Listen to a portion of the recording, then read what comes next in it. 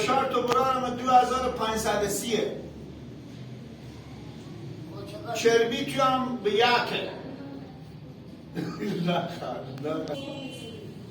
خون تو به حساب چربی خون تو یکه. فشار سر تو به حساب 2530 برا. دکتر شما چی میگی؟ چی میگی؟ اصلا شما میفهمید سر شما دو دکتری وام میشه. پس از چی وام میشه؟ اگه وام میشه 2530 یعنی چی؟ 2530 فشار. البته تو بیتر میفهمی کاکا جو بگه. دکتر شما پوله نمیفهمید. یه در وقت بود سر شما وام میشه. تو میفهمی کاکا. اصلا اگه شما بفهمید به سر رو میندازیم به دست بست نمیشه فشار رو همشه میشه.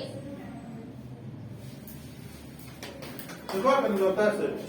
فعال فشار میگون سر درد میکنه میدادم به سر یه وقتی بود ندم به دست میدادم تا سر فشار سر را سر میگیره.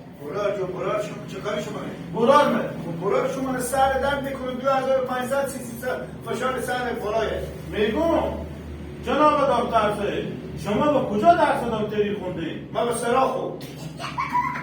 دکتر سر شما به کجا درس دکتری خوندی که حالی فشار به سر میندازی؟ من به سراخو درس خوندم. من کجا سراخو درس خوندی؟ چه درس میکنم من؟ نوبت برو کاکا بریس کن.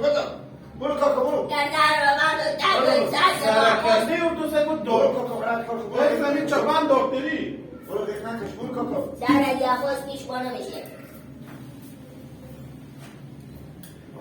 فهمیدی من دست میگه سر ما درد میکنه سر ما بتری که من سر بالا فشار میدم تا سر به قفقاتو بندازم به کجا بندازم